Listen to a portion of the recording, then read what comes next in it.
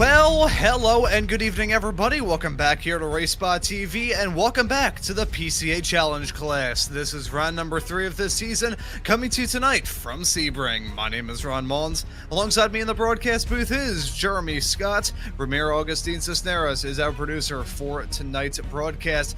Well, Jeremy, we continue on with the streak of very intriguing racetracks to start off this Series 15 of PCA action, Sebring. I adore this track. I think it's one of the best sports car tracks in the entirety of the country, if I'm brutally honest, and I feel like that feeling and sentiment is shared by many. Sebring is historic, it puts on some darn good racing, and even though it does look like it is a flashback from the past, I still feel like there's a little bit of charm in it. There really is, Ron, and I always tell people one of the races you need to get to is the 12 hours of Sebring, and it's something that I actually was able to do this past season, so finally knocked that off my bucket list. And yes, it is everything you want it to be and more, although they don't burn the couches anymore, at least so I've heard. Yeah, I'm not sure how that would be worked into iRacing. That would be an interesting feature for, I guess, probably Season 4 of 2029, but let's take a look at the remainder of this season calendar, because we've got a lot of very intriguing races to look forward to. Long Beach in 2 weeks time, that's actually going to feature a standing start, which we'll be talking about come time for the interviews with some of these drivers at the end of tonight's show.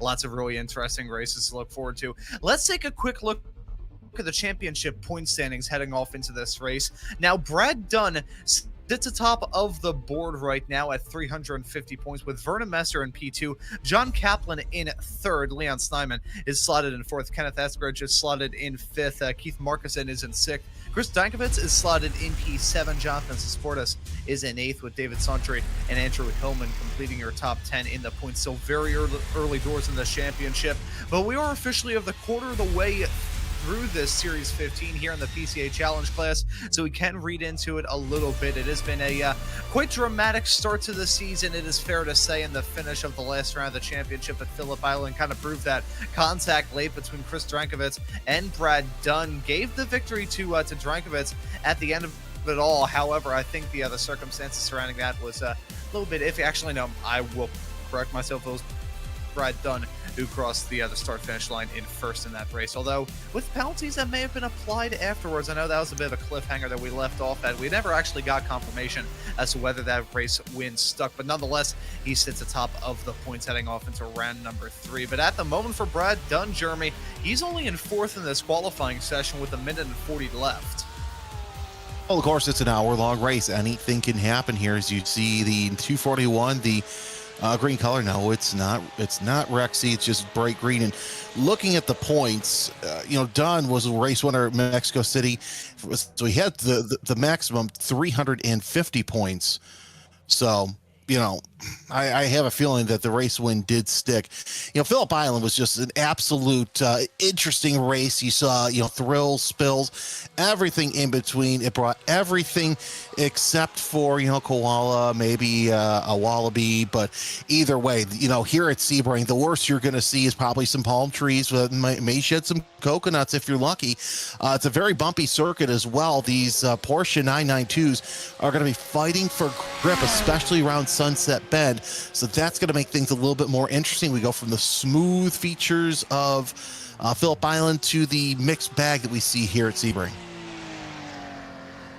Yeah, that was an interesting point that he raised there. Bathurst has kangaroos, Indy has bricks, and Sebring can occasionally have coconuts. That would be a pretty disastrous event to have a coconut fall in your race car, but that feels like the setup to like a was it the slow-mo guys who always made those slow motion videos back in the early days of YouTube? I think they're still going at it. Oh my God, that sounds like a video that they would make. That's a flashback from the past in the YouTube days. But Brad Dunn has been able to jump up to the pole with Leon Snyman set to join him on the front row. Now, I did look back, and I will throw up my hands and say that I had not seen this before we got this broadcast up and rolling with our very busy broadcast schedules usually here. It was a no further action call at the end of that race, so Brad Dunn was able to hold on to the victory, and that's part of the reason why he has been able to grab that championship points lead Now, 2 wins on the trot to start off this season after starting from the pole in round number 1 at Autodromo Hermanos Rodriguez in Mexico City. Looks to try and have a similar run here in round number 3 of this season tonight here at Sebring. The checkered flag out now here in qualifying. We'll switch off to the warm-up session in a couple of moments' time. It's a very challenging race for these drivers. It's actually looks like we're potentially just going to skip out entirely on warm-up. That is quite bizarre. So we're going to have to go through the starting grid very quickly. Usually have a warm-up session to take a look at the pole lap and kind of brace ourselves for what this race is going to look like. So let's quickly go through tonight's starting grid here for round number 3 of the season. And it will be Brad Dunn starting from the pole position. Leon Snyman set to join him on the front row. It's going to be Justin Carney starting this race in P3 next to Chris Durankovitz in 4th. Ken Eskridge will start in P5 alongside Thomas Doherty in 6th. Looking right beyond on row number 4, Jonathan Sasportas alongside Joe Birkenstock. Randy Teague will start this race in 9th with Tim Taplin completing her top 10. Verna Messer will be in 11th. Robert Galis is in 12th. And looking right behind on lucky spot P13, it's Dave Jones alongside Harpreet Beth. Rounding out row number 7, Les Carmichael will start in 15th alongside John Kaplan in 16th. Adam Holland in P17 alongside Rob Gerwing in P18. Keith Markison and James Legault round out your top 20. Jeffrey Block and Bruce Robinson on row number 11. Andrew Hillman and Patrick Augrere in P23 and P24 respectively. Bailey James Schomer will start in 25th. Next to him will be Sean Bailey. Carl Bess in 27th. Lisa Eskridge in 28th. Jack Stevenson in 29th. Andy McCune in 30th. A few more racers left to go by. It's Peter Portanova and Bruce Froby. And we were able to get that up and rolling right as the drivers are rolling on this short pace lap. We had to gun through that very quickly, but here we go, folks, about to get things up and rolling for round number 3 of the PCA Challenge class in Series 15. It's been a wild start to this season. It's a really wild start to this race. Huge stack up, saw some penalties 1 week ago in the club class. May see some more here tonight. The green flag flies and the drivers are on their way in a very disorganized and hectic start. Brad Dunn, your pole sitter, did not line up, and a lot of other racers didn't either. Chaotic start, and really nothing the drivers did to cause that. Well, yes and no. There was some checking up from row 3 on back on the driver's left side, so that was part of it. Peter Portanova with a solid black flag. We'll see what that will cause that early on, but yeah, that was a very interesting start. As you see, Snyman getting that lead, as that's what's showing on our tower, which is kind of strange nonetheless, but still side by side near the back towards the hairpin. But single file up front, everybody kind of tiptoeing their way around the hairpin. Race starts and restarts are usually the most treacherous when it comes to that corner, as you see 1, 2, 3, 4, 5, 6 or 7 cars that decided they were going to start from the pit road. And the way that this track and layout is, it's probably best for some of those drivers. I don't think that was intentional at all. Because of the 5-minute warm-up, people usually time a quick little run to the restroom, a trip to go get a beverage, anything of the sorts. I know here on the broadcast, we always plan to show a replay of the pole lap and go through the starting grid before we switch off into the race session. That's the reason why there's a short pace lap, so we have time to make the show as punchy as possible. But Brad Dunn, Thomas Doherty, Ken Eskridge, Tim Taplin, Adam Holland, Robbie Gerwing, Lisa Eskridge, Peter Portanova, and Andy McCune were all forced to start this race down in pit lane. It's very rare that I'm speechless, but this is an occasion for that. There's a spin for Adam Holland, but that is a first, I'll be honest. It happens, So we'll see. Oh, there's Kaplan. Oh, Kaplan gets tagged, so that explains his meatball flag that he has. He tries to, little head-on crash there with him in the 130. That's Bruce Froby as he gets underway. Didn't get a meatball flag, but wow, that was a wild lap one, to say the least. A lot happening here heading into tower. Let's see if Froby can keep it on the track. Sorry, it's Cunningham. And there's that head-on collision. It's weird that we saw Kaplan get the mechanical black, but Bruce Froby did not, and he's still on the circuit. Yeah, so fascinating to see that play. Sometimes iRacing can be a little bit cruel whenever they give out the meatball flag. Some drivers will get whacked with a meatball flag with the lightest of touch. Others, it's basically like they're driving a tank and they can slam head on into a concrete barrier at 150 miles an hour, and they'll still be able to drive out there on the racetrack without a meatball flag, even though their two front wheels are pointing in complete opposite directions. Up at the front of the field, though, still Leon Snyman holding on to your race lead over Justin Carney, over Chris Drankovitz. The racers who started down in pit lane still trying to cut their way through the field as we take a look at a sledgehammer shot. Slow motion replay. That was heading out of turn number 10 of Cunningham, which always seems to be Calamity Corner. Yeah, oh my goodness. And of course, you see the 462, Carl Bess with a little bit of damage as well. And, little Peter Gabriel going through my head with Ramiro's wonderful shots. But that you don't normally see that in Cunningham. Of course, you don't normally see drivers make that kind of an error. It happens, though, especially on cold tires. Justin Carney trying to hold off Chris Drankowitz going into Sunset Bend. Drankowitz a little too far away to make anything happen, but it still doesn't mean that he can't set himself up for turn number 1, as still working our way around early on in this race. Snyman gifted the lucky pole sitter job after the earlier pole sitter just didn't make the start. Brad Dunn right now up to 18th. Shows on the grid he's quote-unquote lost 17 spots, but with him starting at the back, he's gained a lot of spots in the past couple of laps. Yeah, he has put on a pretty rousing drive thus far here in this race, but I think we may have potentially spoken a bit too soon. I'm thinking he's in pit lane at the moment, has been for quite some time, but it's been a weird one. I think it's probably the best way that we could describe without getting too blunt here at Sebring. But now it's still got 55 minutes of racing action. The racing actually still intense out there on the circuit. This is Thomas Doherty battling for P17 at the moment, just lost out on that spot in the other side-by-side fighting all through turns number 1, 2, 3, 4, and 5. Now that section is something that we saw. It was the first ever roll. There's a dive from Doherty heading off into the hairpin. I was just going to say, we saw that section of the racetrack end in disaster for the first ever running of the Sebring 12 when the GTP regulations were in place. It's like the top half of the GTP field that wiped themselves down one shot, trying to go side by side through there. You can make it work, but more often than not, it can end in some bit of contact that's either not ideal or absolutely disastrous, and there's never really an in-between. Well, on that point, we just call it suboptimal. So there's always that. As coming through Bishop, headed towards 15, 16 back. All right, we're rolling through Tower. Don't mind me. I've been up since 3:30. Sorry, ladies and gentlemen, 3:30 in the morning. Either way, your highest climber so far, Bailey James Schomer with a 17-place jump so far in 8th place. And we're about, 6 minutes into this race, so absolutely fantastic out of the 522 to see him climb all the way up there. Aguirre, Carmichael still bad for position. That's one into the wall. Oh, that's not good. I think that was a 35 that was involved in the 32. Thomas Doherty as he takes the toe into the pits.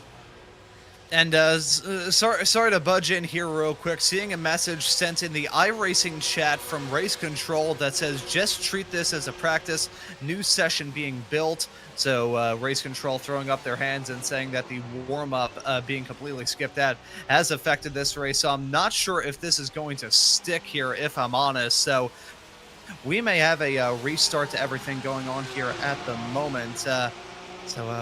Yeah, right now, not really sure exactly how we can reset the situation. We've got some racing going on out there on the circuit right now, but from everything that we've heard, this is not going to stick. As we take a look, Thomas Doherty in the number 32 car with this moment in the Martini machine is heading off onto the Ullman straightaway. Very easy turn to lose it. It really is, and yeah, I have a feeling that this is just not going to stick at all because we're seeing that they're trying to reset and redo everything here. So we might have what you see here. Some drivers might get a little upset with the session, what happened and how it went down. Others are probably going to be very happy that they're able to make their way around. But yeah, Schomer with a quick spin and go off of turn number 1. You see that from time and time again as they're working their way around.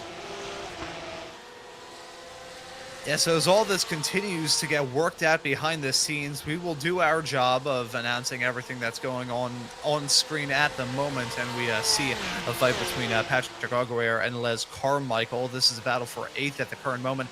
Now, this track here at Sebring, I think, is a pretty good one to battle on, even though there's many turns that can be a bit of a choke point, kind of a cork in the bottle kind of thing. It's still a track where you can go side by side at many points. You can get a move done down the inside, either at the end of the long straightaways, most certainly Sunset Bend, even though that can be a little bit touch and go to try and go for a move there.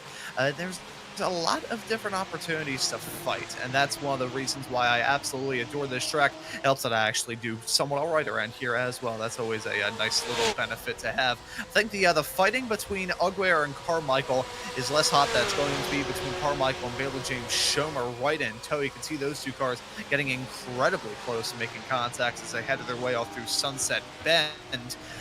So this is the other fighting for 7th, 8th, and 9th at the moment. You can see the pack behind, though, of Marcus and Bailey, Tim Taplin, Bruce Robinson, all kind of nose to tail to nose to tail to nose to tail. Nice to see some big packs forming here at the present moment as we see the driver run wide heading off through there, and hearing official word that we are going to be getting the new server here soon, so I will await further words from the production truck as to how we can handle this, but we'll keep doing our job here in the broadcast booth and keep you all posted as to how things will be coming along throughout the night.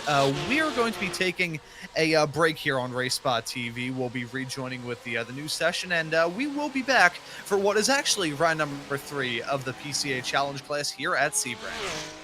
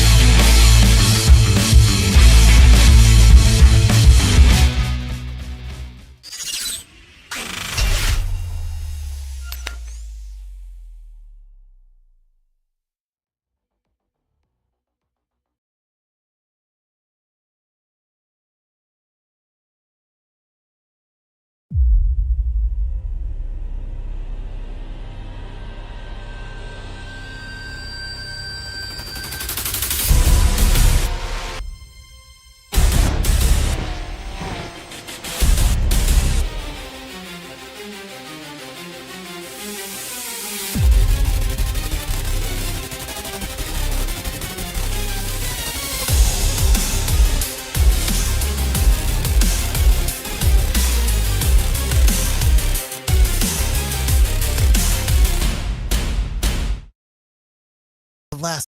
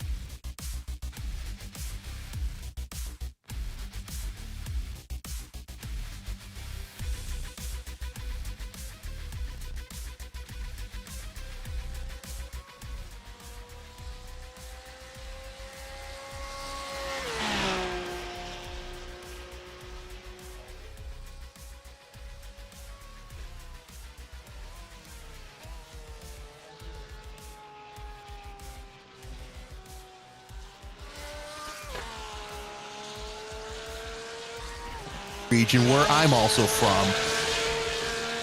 He's also carrying, let's keep on him, Romero, 2 Chicago area staples, okay?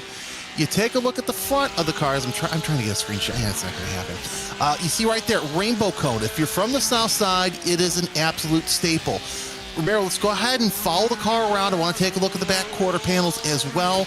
Bona beef, some of the best. Oh, look at that. Oh, some of the best Italian beef here in the Chicagoland area. My heart's skipping a beat, ladies and gentlemen. This is absolutely fantastic. I'm just, a man after my own heart. See, now I'm trying to think of any like local businesses around my neck of the woods here in the city of Philadelphia that would be cool to see on a car. I think, there's been some Wawa cars in the NASCAR world over the past couple of years. I know the Summer Daytona race, I think for what is now the O'Reilly series, has been sponsored by Wawa. Outside of that, it's just small little corner shops every now and then, but that is absolutely fantastic. That's see, I never really got the opportunity to try too much Chicago food. The only time I've really gotten the opportunity to visit the Midwest was whenever I was still in the karting days, running autocross with the SCCA.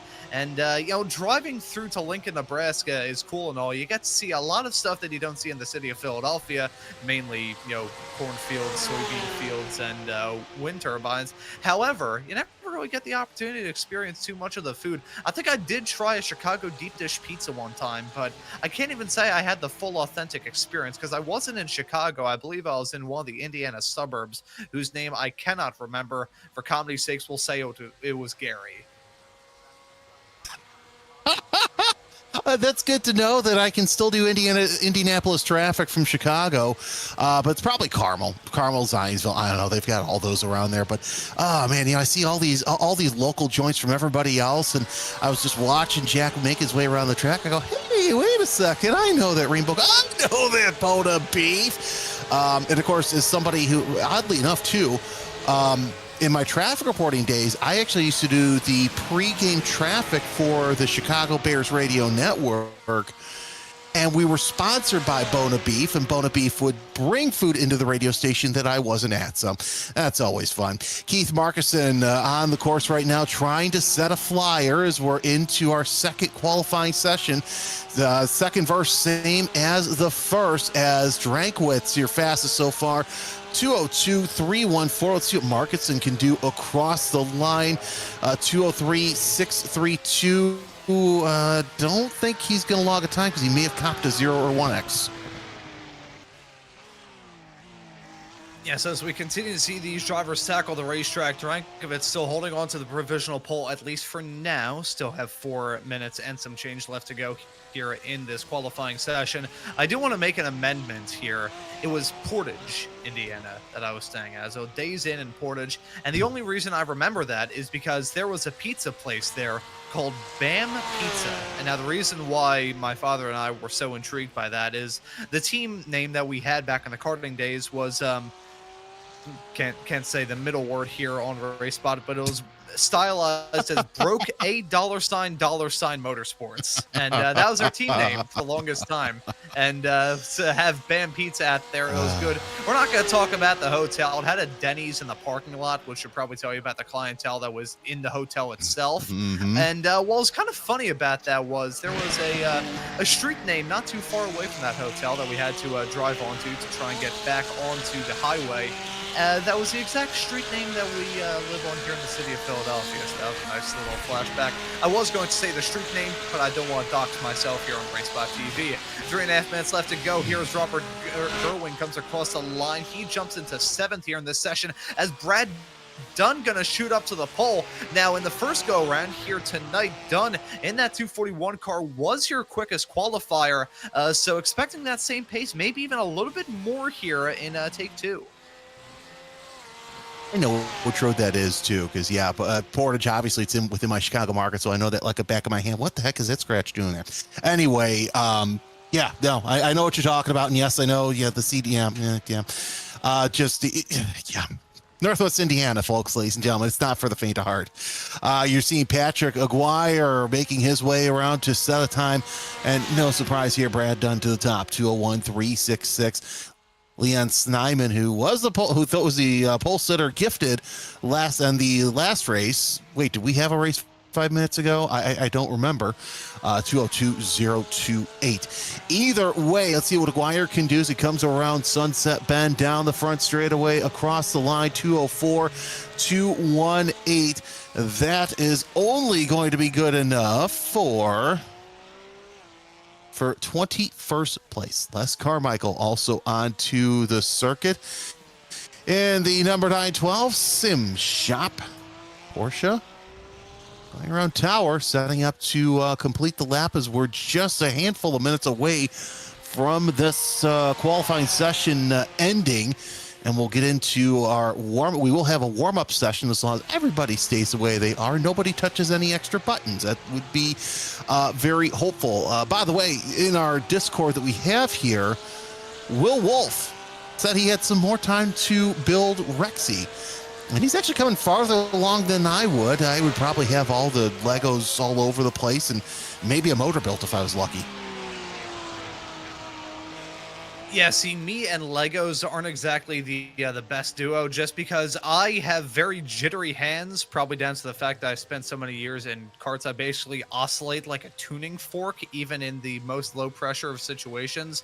So me building Legos is never really an ideal combination, and plus I have the technical know-with-all like a mini golf club. So really, it's not a great combo, but I always enjoy putting together Lego sets, and that was quite cool to see. We'll say, as we get the last lap times on the board, Drankovic just jumped up to 2nd, Ken Eskerich just jumped up to 6th, and one driver who's not here at the current moment is it's Carl Bess. Carl Bess is still in the old session. I'm not sure if he got them out. Everybody else has catch the drift and is now in this new session, but he is not. So hopefully he will make the change over. Both only 38 seconds left to go here in qualifying. That is going to do it. And Carl Bess will not be able to set a lap time. So it looks like we will have about 31 starters, maybe at most, here tonight. Either way, though, so pretty packed grid here at Sebring. And based off the appetizer that we got to start off the night here, Jeremy, I think we're in for a good one. Yeah, I think we're in a very good situation for tonight's race. We saw the start in spite of that stack up in the middle. There was some pretty good racing near the middle part of the first lap. So checkered flag is out on the session here in about 4, 3, 2, 1 as everybody has taken times. And yeah, looking if Carl Bess, he might think he's the winner tonight in that other session, but either way, the fact that most of the drivers were able to migrate into this session is absolutely fantastic. Yeah, so good to see most of the field click over, and now that we are officially in the warm-up session, we will take a look at your pole lap replay in just a couple of moments' time here on RaceSpotTV for round number 3 of the PCA Challenge class. It's a tough racetrack, a tough cookie to crack at 3 3/4 of a mile, 17 turns in all, and about 14 quintillion bumps. it is a tough ask, and no matter what kind of race car you try and tackle this racetrack with, the top half that feels completely ironed out and fully smooth compared to the bottom half is still so bumpy that IndyCar uses it year in and year out as street course testing. So it really shows you that this racetrack is a tough nut to crack. But let's take a look at the pole lap here with Brad Dunn. Not the first time that he sat on the pole thus far this season. In fact, he grabbed the pole in Mexico City, and after grabbing 2 back-to-back race wins to get this season up and rolling, he looks to get tonight's action up and rolling in the best way possible, starting off with a run through turn number 1, the bumpiest and most challenging, choppiest turn 1 in all of American sports car racing. Gotta nail your line through there perfectly and set yourself up through the braking zone into turn number 3. Now we've got to worry about the curbs here, Jeremy. As much as the bumps on the racing surface are still pretty rough, the curbs, especially on the top half, can be absolutely torturous. Yeah, the 3, 4, 5, 6 complex, one of my favorite places to watch racing outside of watching it outside the hairpin, because it's such a flowy section. And if you hit those if you hit those curbs, I should say, in the wrong way, it will unsettle the car and really mess up your lap. Of course, also the hairpin has a little bit of those race curbs as well. You're setting yourself up here for Fangio into Cunningham, as you go heavy on the brakes for the right-hander. Remember, the cars used to go straight and join the access road here, and then you go left as you pass the pit-out testing gantry right there, and that sets yourself up for the tower turn. And round once you take that, this straightaway is not so straight, but you're on it all the way through Bishop towards Le Mans. Yeah, I talked about the curbs heading off to the top end of the circuit. We're getting into the final heave-ho of the curbs being absolutely brutal. This is one that's caught me out before. It's the curb on the outside of that section right there, turn number 15. If you hit that curb too badly, it'll pretty much act like you're a skateboarder riding on a rail. You know, you will have no steering, no control. At that point, you're basically like a giant slot car with a couple of $1 million of carbon fiber around you. But this is the final heave-ho of the lap. Sunset Bend. This is a historic turn. It is quite scenic in real life, and quite nice to see racers tackle even in the daytime.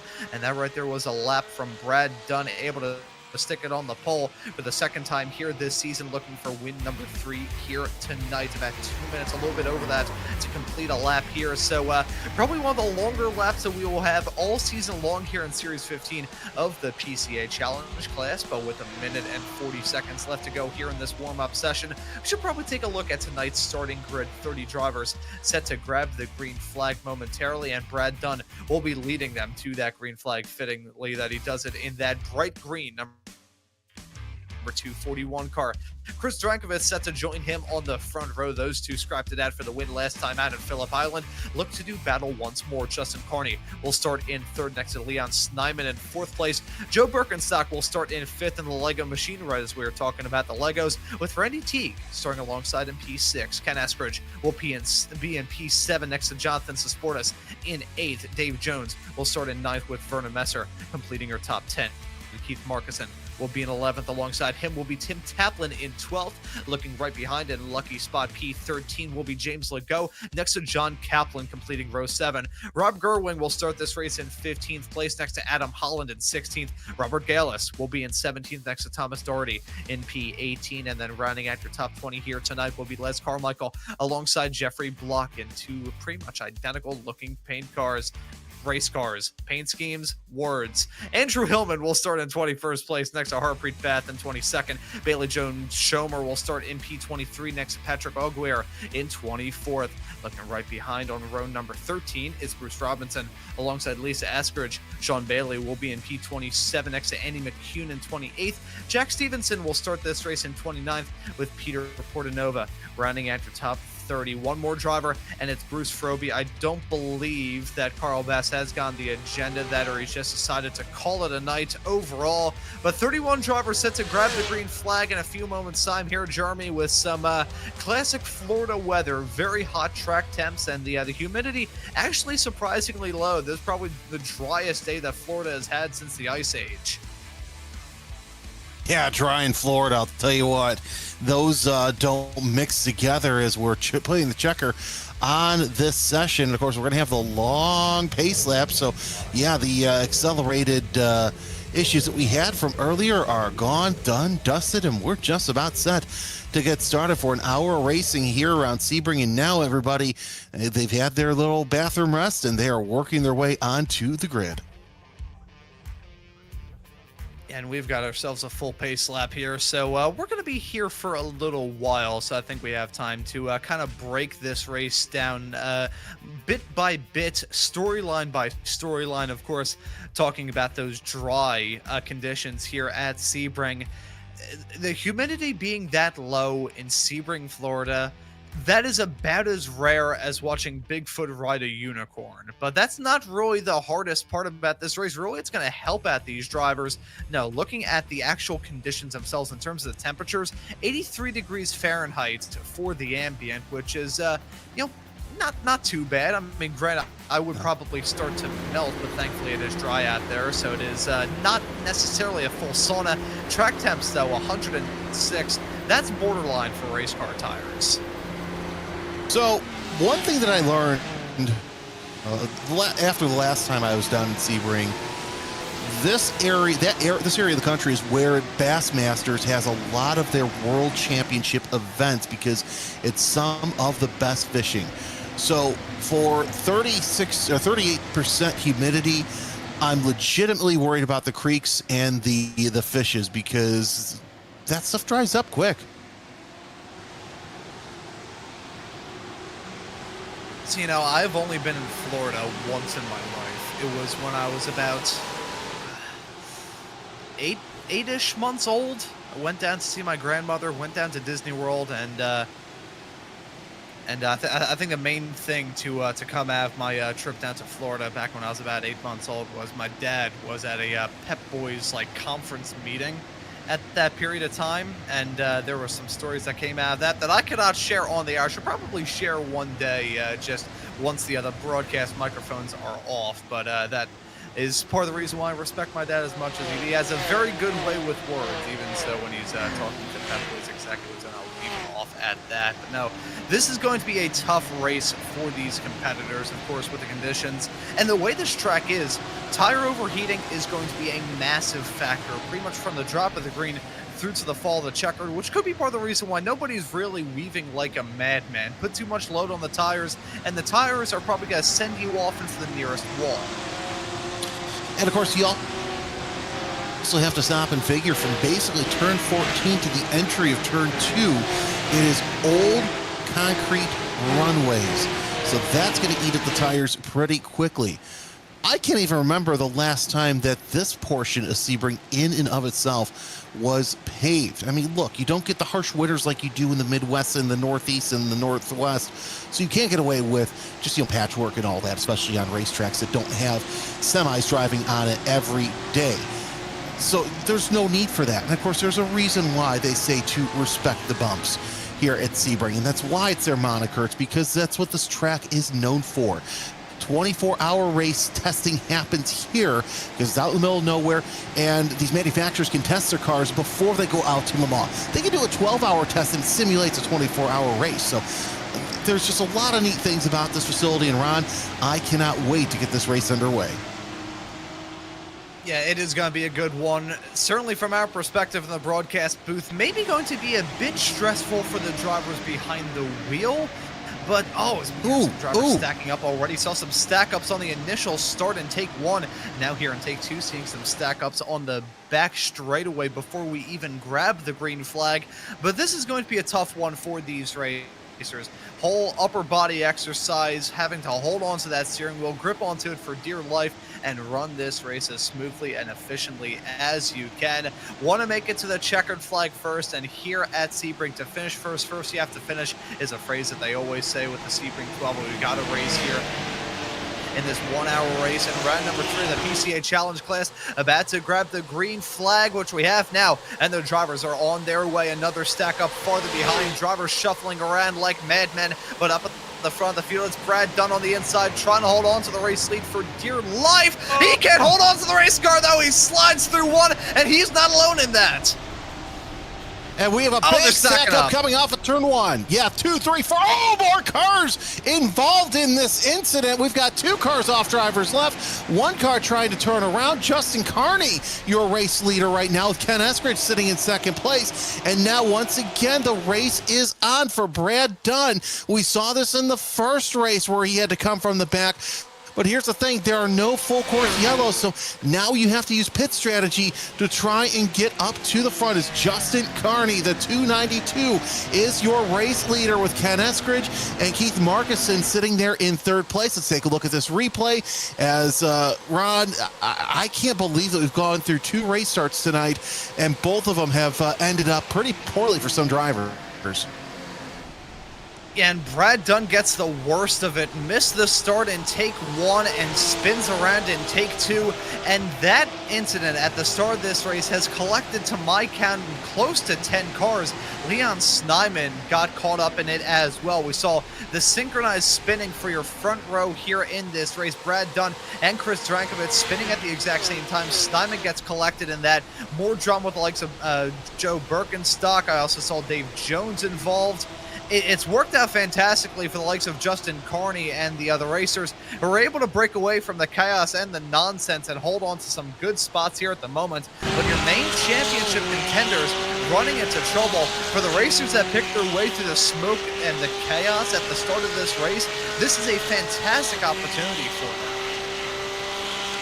And you know as well as I do that an incident like that is a driver's worst nightmare because you can't avoid it. And it was weird because it was right at that point where we have the wide open spaces of turn 1 and it narrows right away to turn 2. So drivers really had nowhere to go, but we're still seeing some fall at the back. The ones that are indeed out right now are Chris Drankowitz, Leon Snyman, Dave Jones, and Tim Taplin, all involved in that incident as we're riding on board with Rob Gerwing in the Rocky Mountain region number 199, trying to chase down James Legault for that 4th place. But this has blown the race wide open as we have a 5-car battle for the lead.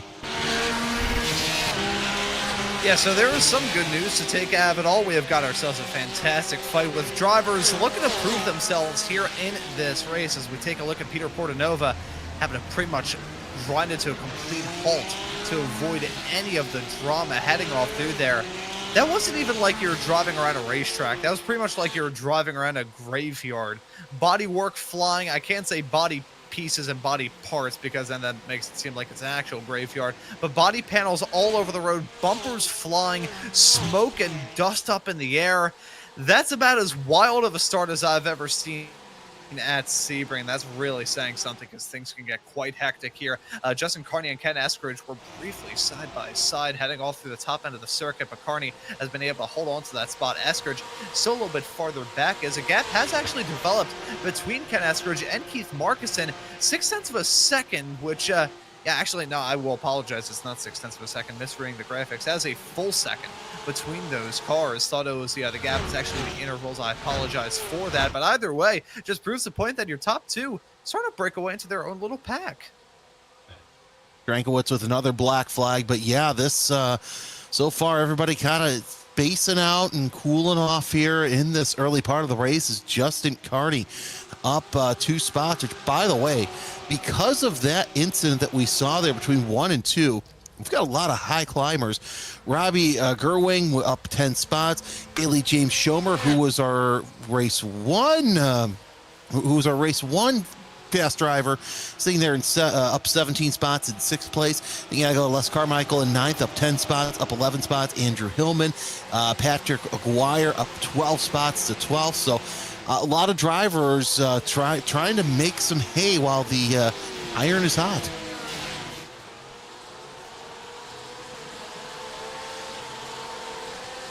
Yeah, so striking while the iron is hot here is something that everybody's going to try and eye up. The racetrack is still hot. The action out there on the racetrack is hot as well.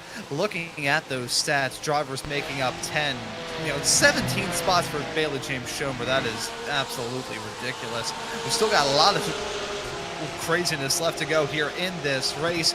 I'm wondering, though, here, Jeremy, how much do you think we can pay attention to those racers who got involved in the drama early? Do you think they're going to have the opportunity fight back. Now, we do have fast repairs in the series, so that will play into their hands somewhat, but they're really far back, and they do have to worry about the incident points considering all the bumping out of one. Yeah, they really do. And taking a look at this, the only driver who was involved in that crash who still's off the pits is Snyman. Of course, you see he gets another black flag on top of that meatball flag, so it just goes from bad to worse for the 993. Pit strategy is really going to have to come into play, to say the least. You know, those fast drivers at the back, now they've got to sit there and think, when do I want to pit? Do I want to come in early? Do I want to wait till the last minute and try and get a gap? As you see Les Carmichael in the 912 trying to run down Robert Gallius in the number 809, that bright number 809. Just has that ruckus racing look to it, heading down the Ullman Straight. But yeah, I'm just looking here. Brad Dunn, 16th. Bruce Robinson, let's see here. You also have Sesportis, who was involved. Birkenstock was involved. Yeah, it's going to have to take a Hail Mary pit stop for some of those drivers who were involved in that early race schmozzle to still be contenders. And we got a spin at the back. That's going to be the battle we're watching. I think that was indeed Carmichael. And yeah, Carmichael falling like a rock. And Carmichael stopped in a very precarious position at the moment, backing it up to try and avoid entering pit lane. I'm not sure if that maneuver was 100% necessary. It looked like he was clear of the coach from my angle, but spinning off through Sunset Bend, already a little bit of damage on that race car still, but that's going to send him back even more. Let's take a look at the replay here. The problem with the bumps heading off through this turn is that if you get a little bit offline, you're pretty much done for, and there you can see nearly scraping the left side of the race car off on the tire bundles there. Avoids contact with the arm code barrier, and I said that I was wondering why he was reversing. Yeah, there you can see the reversing, understandable there. That bit of reversing I don't understand, but very lucky that the car coming down pit lane avoided making contact with him. Not sure who that was trundling into the pits at the time, but certainly a dramatic start. It has been a weird night here at Sebring. You know, we're making jokes off the air about weird stuff happening in Florida, people ashing cigarettes into people's gumbo, but this is like taking the whole definition of Florida craziness and cranking it up about 10 notches. Well, Ron, I'm looking at my watch, and it's Thursday the 12th, so you know what tomorrow is, right? Oh, God, you're right. Yeah, it is Friday the 13th. Oh, that could do it. Yeah, that... I think we're just getting all craziness out of the way now. Hillman doing all he can to hold off the 56 of Vernon Messier down the Ullman Straight. This is the battle for ninth, as both of those drivers taking that defensive line into Sunset Bend, but Messier trying to go a little bit deeper. He's not going to be able to make anything happen. And yeah, it's just there's no full moon. I'm thinking, why is everything so crazy? It was crazy today. This morning, yesterday, I'm like, oh wait, it's Friday the 13th week.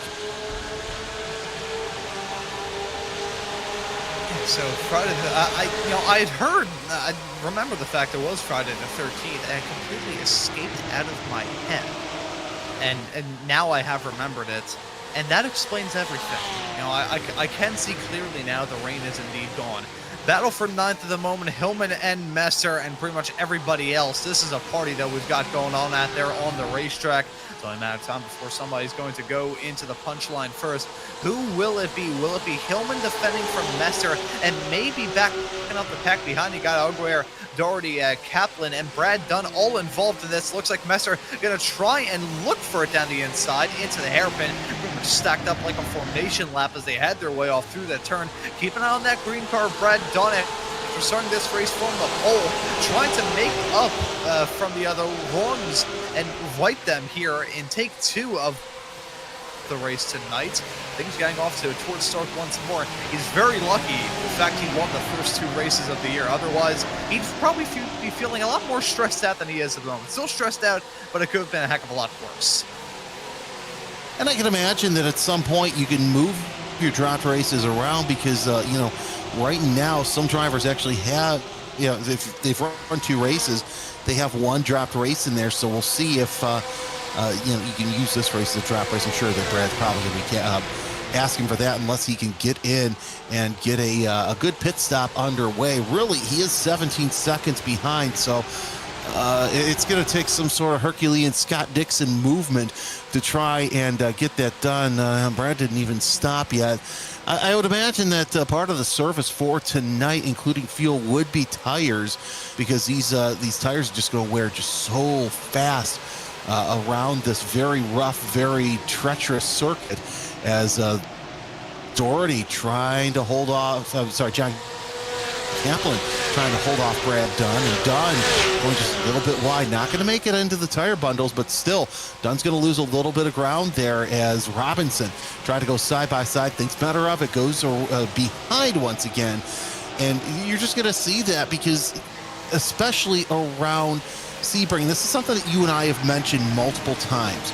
If you go to Sebring, there's a blue dot on the bridge that you can see in real life where you're supposed to put your car, and it's the fastest line around. You don't see that here in iRacing, and I've looked different times, different series. It's not there. However, it is there in actually one of the newer games that's not iRacing that has Sebring scan.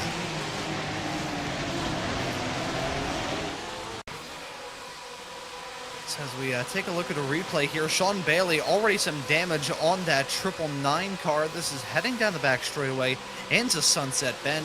Interesting to hear about the blue orb. Whenever I think of a blue orb, I just think of a UFO, as Bailey gonna get sent off into the wall. Two cars sending themselves into the wall. Harpreet Beth went for the dive, and the sign of disapproval there. A little bump after the incident was already done, dusted, and taken care of. And Jack Stevenson just blowing their doors off, getting the move done as the two ended up in the fence. I am stunned that those cars were still driving in a straight line, considering how hard they hit the outside wall.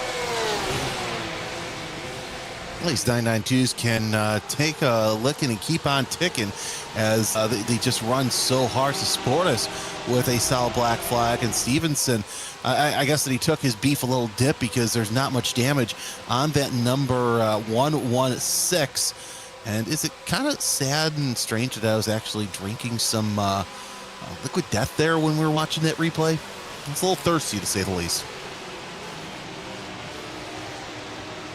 See, I'm just sitting here with some filtered water. I have not reached that level of fanciness on the air to add sparkling water. That is the upgrade of, like, you've made it professionally as a broadcaster when you're sipping on sparkling water while you're on the air. Oh my goodness, that was Bruce Roby hitting the fence as well, popping the rear end of that car a couple of feet up into the air, as that's been going on, making the jokes about sparkling water. This field has started to turn up the wick of aggression quite a lot. This battle, though, we've been following for quite some time. Andrew Hillman kind of stacking up the field right behind. We've got 1, 2, 3, 4, 5, 6, 7, 8, 9, 10 cars, I think, all in one shot. This is getting really, really crazy. I feel like something's got to snap here soon. Yeah, Messer trying to do all he can to get around Hillman, and we got Dunn going just a little bit wide as Kaplan goes around the pole sitter. But yeah, Messer is... Here's the problem. You're in an area in the racetrack where it is just absolutely tough to make a pass.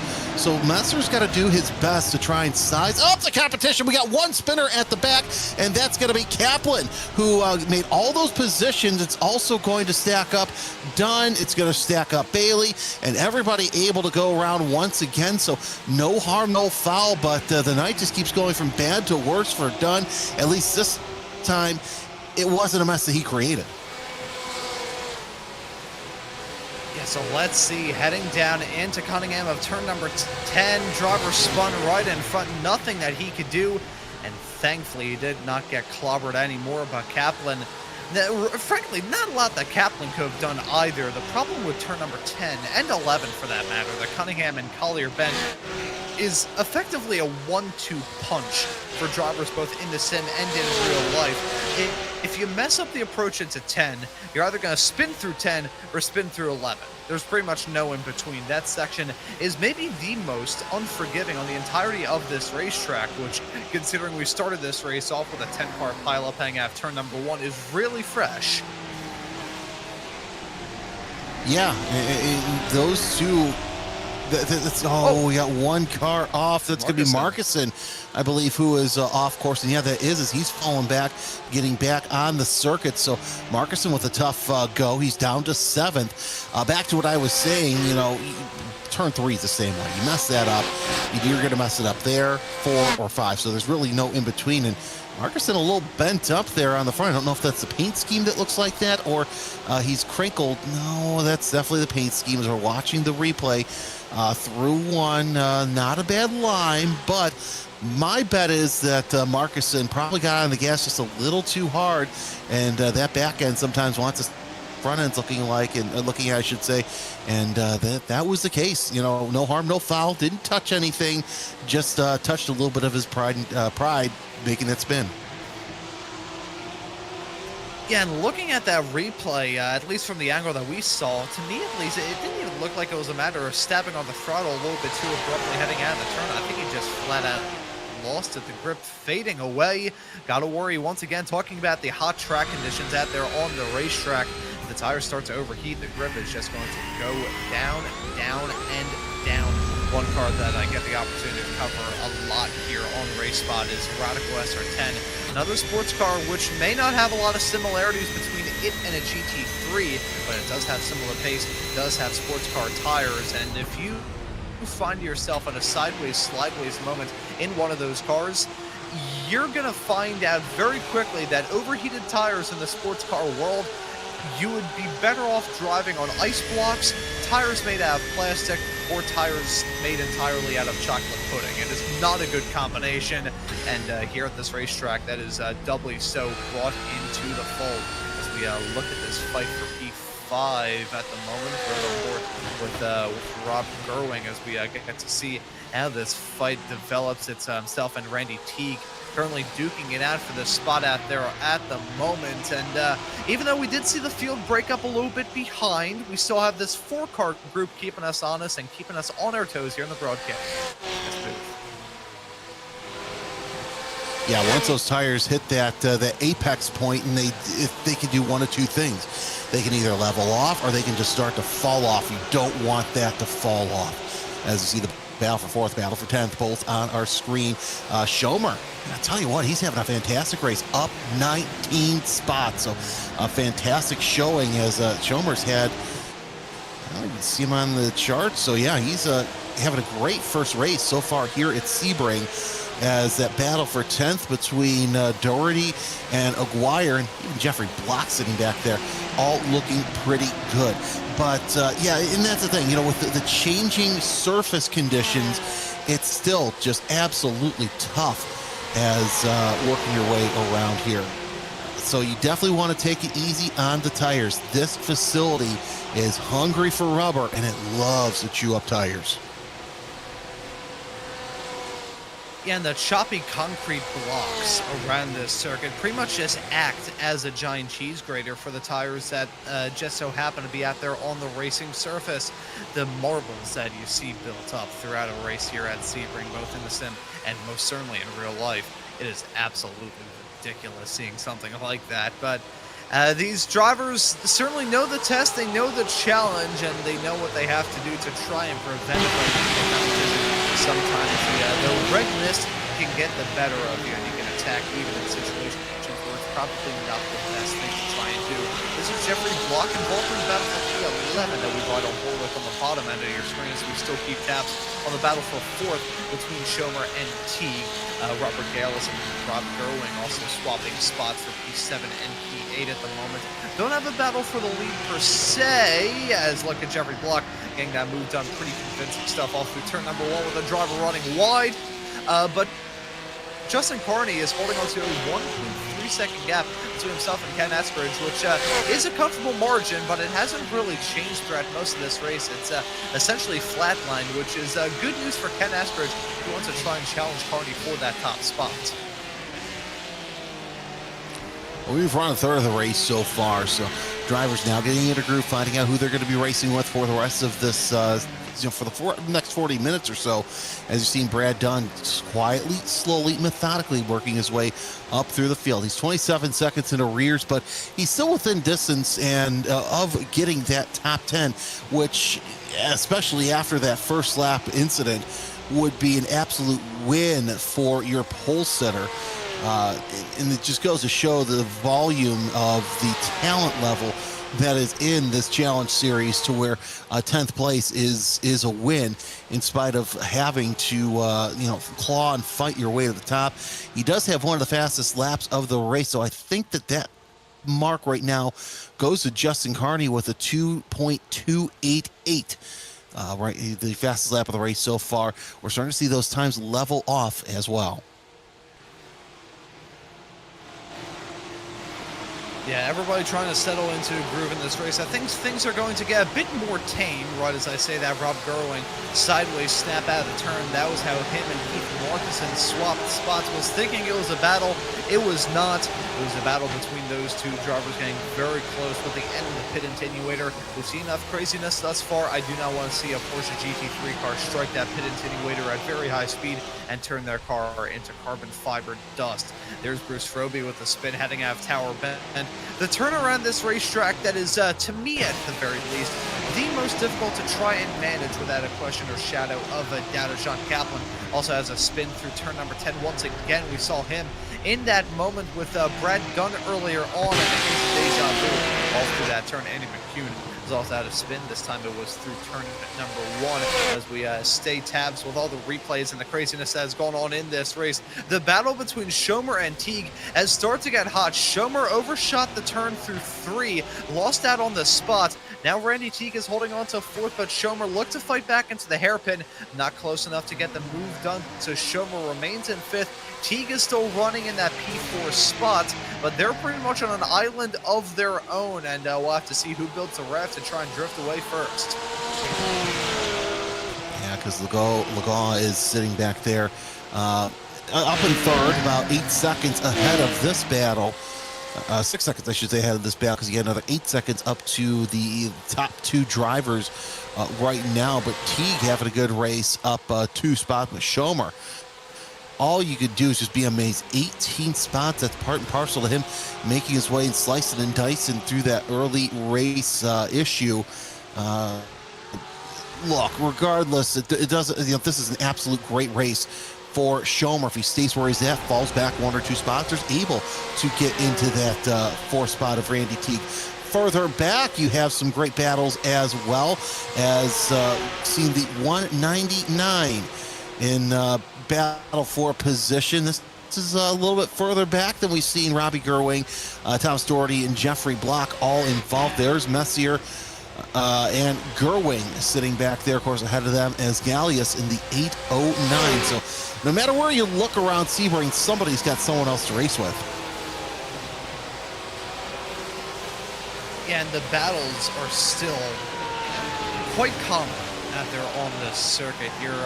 You're bound to see one, whatever kind of camera shot you can follow. This is Vernon Messer in the middle of a Porsche sandwich into turn number 3, and you still have that battle for 4th on the top side of your screen right now. This is Rob Goering we're riding on board with. We've seen him have some craziness around him thus far here, but it looks like his race car is just about clean. He's going to try and get a move done here soon, but losing out on some momentum, heading off into the hairpin.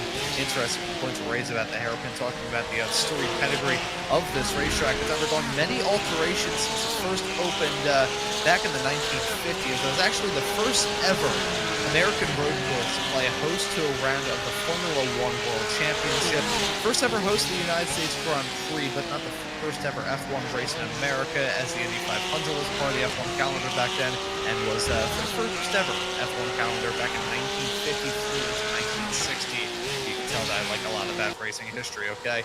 But no, the hairpin was actually the last alteration made to this circuit quite a few years ago. The runoff area that we all know and love, that I've personally visited because I suck at driving, which is why I stick to announcing, that runoff area was actually the original layout of the hairpin before they switched it into the tighter, more twisty version that we know and love now. And even sometimes you see messes happen there. My buddy was running in the Formula Regional Americas, and I'm sure you saw that crash with the car going hitting the other one and barrel rolling basically. I actually was one of the first outside of Sebring to see his in-car camera from that. And the hairpin just strikes out so many drivers. Got to battle for a position a little bit further back coming off of Sunset Bend. But Randy Teague doing all he can to hold on to fourth place over Schomer, as Andy McCune in for his compulsory pit stop. Bruce Robinson also in. So we'll see if those two, how long those two stay out. I'm wondering, if you think back to Mexico City a couple of weeks ago, there was one driver who tried to stay out wire to wire. If Brad Dunn can make it, I think that he would probably be the one to try and salvage a great finish and go wire to wire without a pit stop. You know, actually, I was told in confidence after that there was actually two drivers who made it all the way through from the green to the checkered in round one of this challenge class. And it was a husband and wife duo of Ken and Lisa Eskridge. Now, here at Sebring, I'm not sure if they will be able to do that. This is a bit more of a stop-starty track compared to Mexico City, where you have a bit more lifting, especially heading off to the middle sector through the S's. You're spending a lot of time on throttle there. Here, however, I think it may be a bit of a tough road to ask, but talking about the fuel saving and the strategies that we may see throughout the night, the pit stops were a little bit funky in the other club class race that I was covering just 1 week ago here on RaceSpotTV, so expecting a bit more of that here, kind of mid of the race pit stop. So we may be seeing some drivers make that run into pit lane sooner rather than later, but only time will tell. We'll say one thing that I've taken away immediately as Gerwig and Messer now going to duke it out side by side in this battle for 8th. Ken Eskridge holding on to P2 at the moment. We were talking about him maybe feeling good about his chances with Justin Carden not being able to pull away, although it has lost out on about a half a second this little jibber jabber of mine. He's still there and is probably getting a quite good tow as well. So I wonder what sort of fuel saving numbers Ken Eskridge has been able to pull in second. Yeah, that's a good question. We'll see how that works out. I mean, he's only 1.8 seconds behind Justin Carney, so I love that helmet that Schomer has. That is absolutely fantastic. But one wrong move, and Eskridge could be your race leader. So just keep that in mind, as now he's closed into about 1.5 seconds. That's interesting there. You see how close he is to Carney, as Carney got his way around the carnage. See what I did there? That's what broadcast school does for you kids. Carney able to move his way around the carnage and get into the lead early on. Birkenstock with a meatball flag for repairs. So going to be interesting to see if we can get a replay on what happened for that meatball. Oh, and you're a poet and you don't know it there, Jeremy. But meatball flag's coming out once more. That's probably been the flag that has been displayed the most here at Sebring. Everybody learning the tight confines of this circuit. And it hasn't even been drivers striking the wall per se. Just been drivers running into incidents with each other, especially at the start of this race. But nevertheless, we've still got about half of it left to go as we take a look at Joe Birkenstock and the 960 car. Already some damage on the front end of that car. Kind of looked like a bobsled heading off through the turn. It looks like the front left wheel is either completely broken off or is about 17 inches farther in the race car than it should be. Car turning like a canal boat off into turn number 1, and he decides to call it a night. Toes back into pit lane. We'll see if he rejoins the race. Has been in the pits though for about 40 seconds. So couple that with the tow time, we will, if we do see him again, it will be quite some time considering he pulled off in the runoff area of turn number 1. Well, I know we're not doing bobsled because Lee Diffie ain't pushing me out of the way, and I won't let him. I will not let him, just because I want to do this. Carney got, that's one thing I love about this section of racetrack right here, the 345 complex. You hear the revs just bump up just a little bit because of how bumpy this area is. You would think that the turn 1 complex is very bumpy, not as bad as the 345. That's an underrated, very rough section. Brad Dunn makes his way up to 11th. The charge into the top 10 continues for your pole sitter. His next driver you just saw right there, it's 29 of Thomas Doherty in that Martini livery. 992 headed down around Big Bend towards the hairpin. Right now, the gap between the two of them is about 2 seconds, but looking at the lap times, Ron, Dunn last time a 2:03.2, 2:04.2 out of Doherty.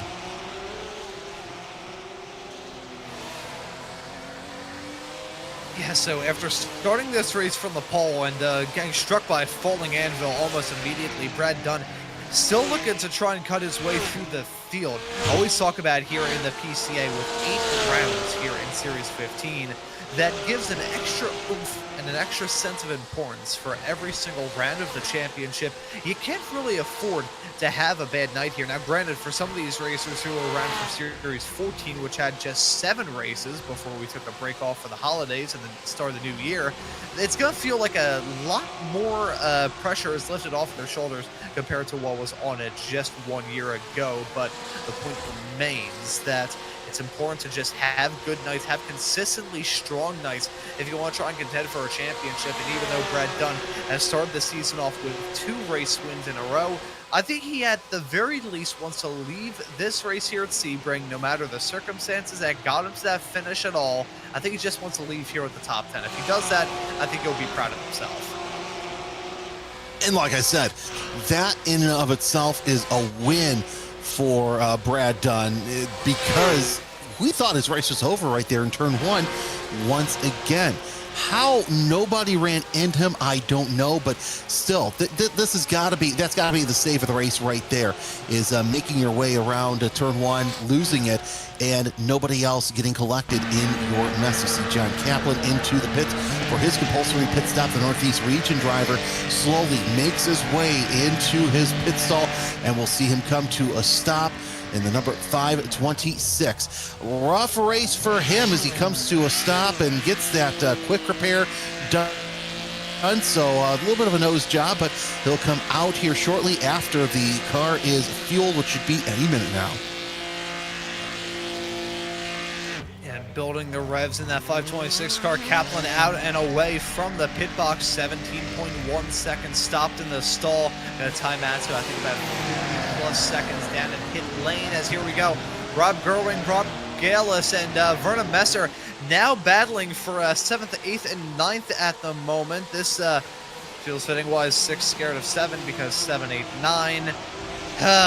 Gerwing holding on to 7th at the moment with thank you. Galis and Messer now going to be the ones to scrap it out. And look at Thomas Doherty. He's going to try and stick his notes into this battle sooner rather than later as well. Checking out the YouTube chat. Black Flag Nick saying, gotta give it to Eskridge. He has been putting in work every race, and yeah, it's showing. I mean, right now he's fallen back to 2.4 seconds behind Carty, but still, he's able to run lap times as good, if not better, than the leader. So that is absolutely huge to see Ken Eskridge make his climb up through the challenge class and set himself up for what could be a great podium finish. I can't believe we're past halfway already. The racing has been so fantastic here at Sebring. As pit stops underway, we see Messier into the pits for his pit stop, as Dunn now works his way into the top 10 from his fellow competitor deciding to come in and take service. Yeah, so Messer just the latest racer to break away from the track and come down pit lane. Guys, see the nose job come out once again. It's pretty much just them filling the front end of that car with expandable foam and it just working right off the bat. That's how magic works, folks. But I said that the strategy was going to be a little bit goofy heading off into this race. I still think there's a lot of truth said in just this feel, especially with the chaos that we've seen this far here. I doubt very highly we're going to see too many people united in when to come down pit lane. The only reason why we'll see a lot of racers come into the pits at the same time, I feel, is down to the fact that this track is so long and a lot of people will probably be having the same little margin.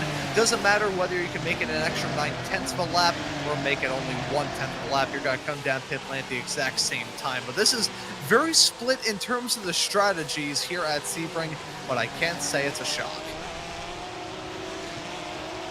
Yes and no. I mean, you know, we knew that we were going to see some split strategies the second that we had that big incident there in turn number 1, and it was just going to bring over some drivers who decided, you know what, I'm going to try something different here. And indeed, it's working out for him. Gerwing sitting there in 7th all alone.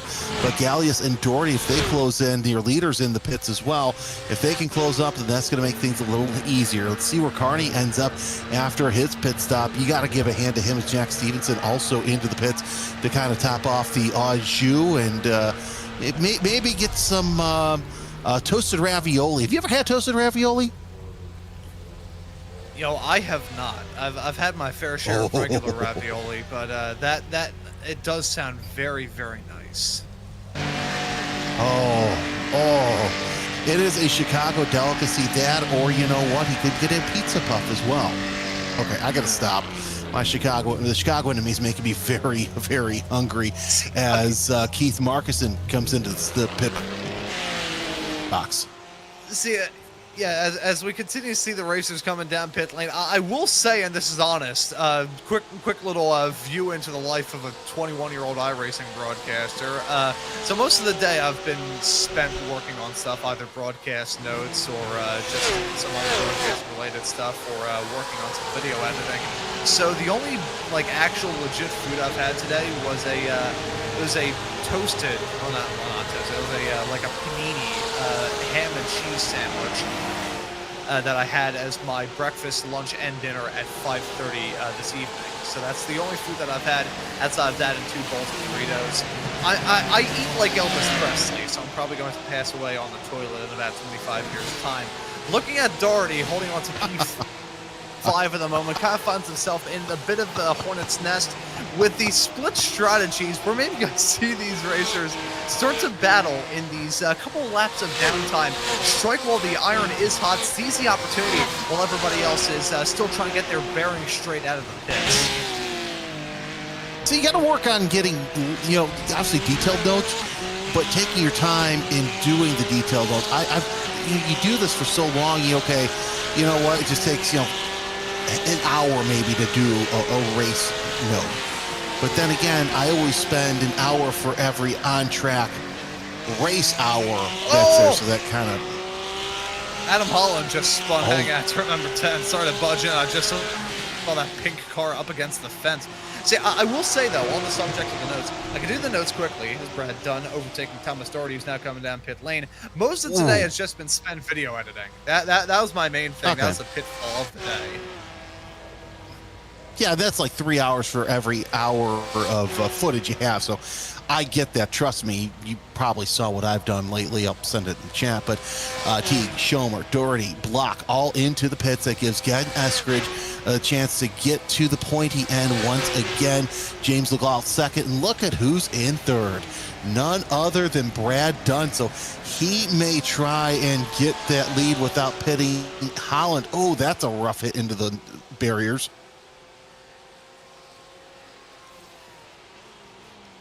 So rough smack through the fence. Driver is learning the hard way that Sebring can bite and bite hard. I think a lot of people are going to be happy looking ahead to the next round of the season at Long Beach in just 2 weeks' time here for the PCA Challenge class for round number 4 of the Series 15. Already getting to the halfway mark, man. Time flies when you are having fun. That race is also going to feature a standing start, too. So we're going to ask some of these racers about that come time for the end of this show. For now, though, we've got Markison and Gerwing dropping down like anvils pushed out of helicopters. Not sure what's going on with those two, as looks like they've gotten back up to speed. I think Gerwing got the other worse off there, and he is still dropping down. Something is going on with Rob Gerwing. I'm not sure if he went off the circuit and has major damage on that race car. Certainly is looking like it. Yeah, you can see that car all over the place. It's not good out of Gerwing's number 199. There's Lisa Eskridge in the Powder Puff Girls paint scheme. Absolutely cool to see that. By the way, I did show my wife the Bona car. She goes, oh, geez. I wish they had a Pusheen car.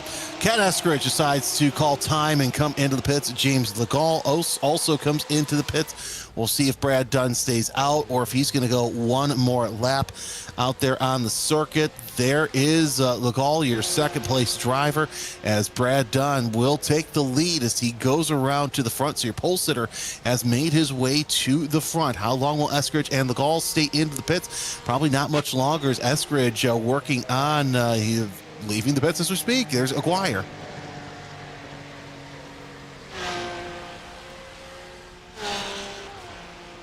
Yeah, so now we're getting the final set of pit stops finally rolling here, was saying that the strategies were going to be split, and split they have been. Aguirre now down in the pits. He's joined now in the pit stall by Andrew Hillman, but Hillman just pulled in. Aguirre going to pull out 17.4 seconds, stopped in the box for him. Now, who's played this strategy out to absolute perfection? I wonder how Ken Eskridge is feeling at the present moment in P2. You know, he got that lead, jumped in front of Justin Carney, but do you think he has the opportunity to hold on to it still? Because we've still got 19 minutes left to go in this race, and anything could happen in that final sense. And that is still a third of one of these races just about that Eskridge would have to play the defensive card. Yeah, I don't know. You know, there's a lot that can be played for. And here's the thing, too. Brad Dunn, yeah, while he'll try to stay out, that pit lane delta is just too much to go for. But still, they could put him in the bottom half of the top 10. So really, Dunn's playing a fantastic card here late in this race, I should say. As we're under 20 minutes left to go. You see Gallius trying to hold off Messier once again. That's for the 10th spot. Messier trying to get back into the top 10 as you see Gerwing just having issues. And I'm wondering if he's having some sort of disconnect, because look at where that wheel is. He's going right and the steering wheel's going left.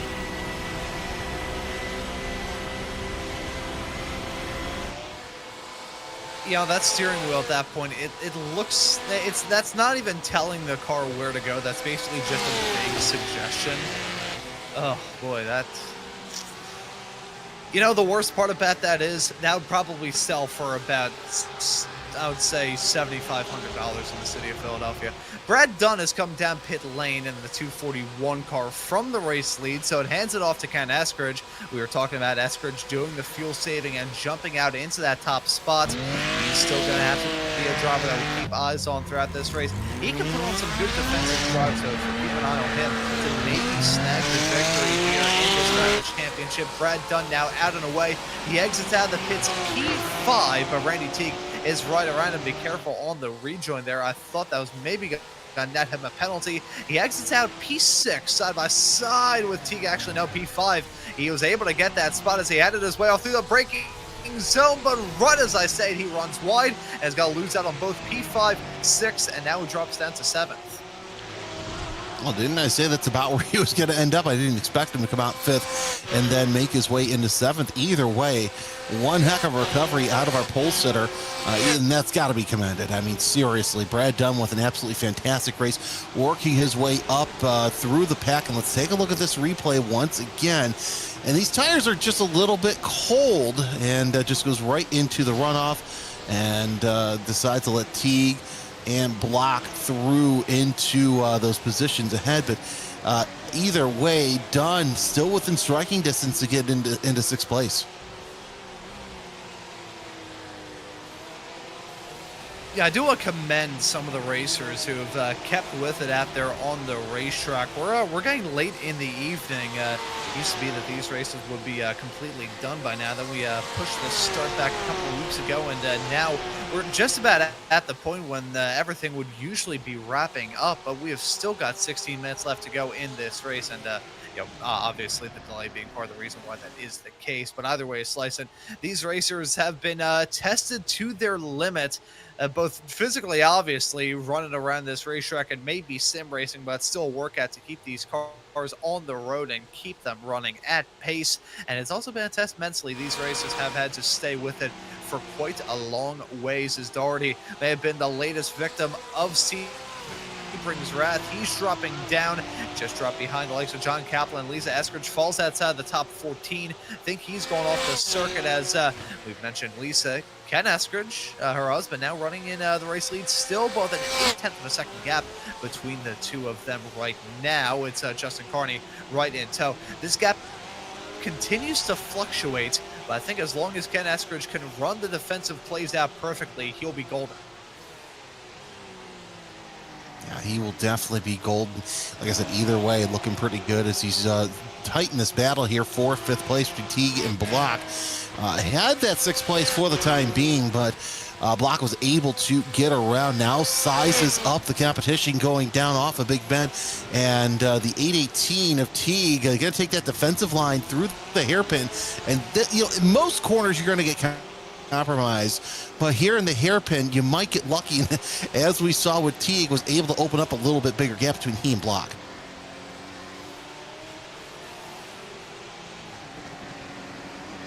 Racing action still continues out there on the racetrack. Randy Teague, Jeffrey Block, and Brad Dunn in their own little trio, their own little island. It's Gilligan's Island here on the circuit. They have a big gap between themselves and Bailey James Schomer farther up the road. You can see Schomer heading his way off through, I believe it's Bishop, right at the end of this small little crack of flat out run into turn 14 at the present moment. And they have to go back a little bit to find Keith Marcuson. It's a slightly larger gap, but a gap nonetheless. This trio of cars probably not eyeballing any higher up spots than P5, which will make this fight quite potent, I think, is the best way that I can sum it up. It'll be very strong. Everybody's got to try and bring their best, bring everything that they can, although Brad Dunn has lost out on a lot of time in this spiel of mine. So, as I was saying, it's a 3-car fight. You can make that kind of a 2-1 at the present moment. Brad Dunn battling with Sebring as a racetrack, and the 2 drivers in front of him battling with each other now. That happened to Thomas Doherty in the number 29 Martini Porsche, and goes a little wide. I think I know exactly where this is going. Yep, just a spin.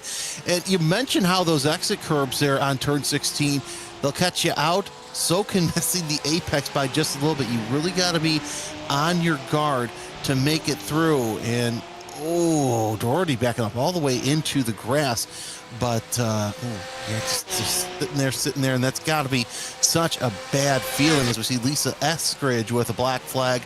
So probably too fast entering as Teague and Block still side by side going through the hairpin. Teague loves that defensive line. Oh, a little bit of a rub there by Block coming out of the hairpin, and now he's trying to figure out a way around Teague. But Teague is the immovable force. Block is the impenetrable other force trying to make its way through.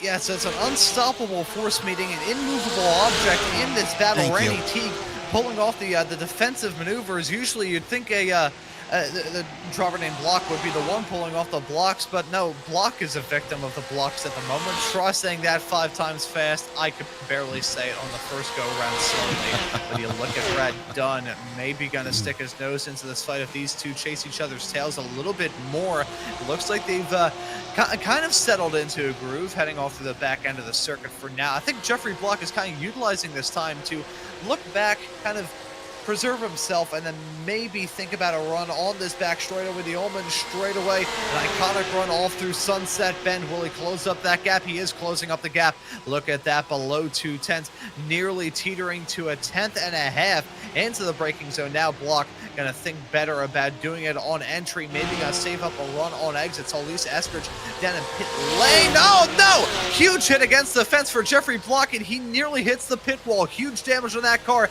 Brad Dunn gonna get the move done, and that's gonna take Block out of it. There's nothing nearly about it. He was riding that wall down the front straightaway. Block looks like he has some big damage on that right front where it is cattywampus. At least that's a mess that's kind of towed out just a little bit.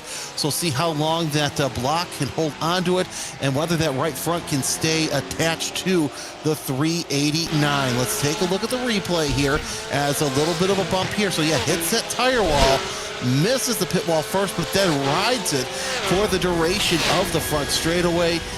Just got to feel bad for Block because he had such a good run, but like we said, one little bump, and that's going to move you out of the way.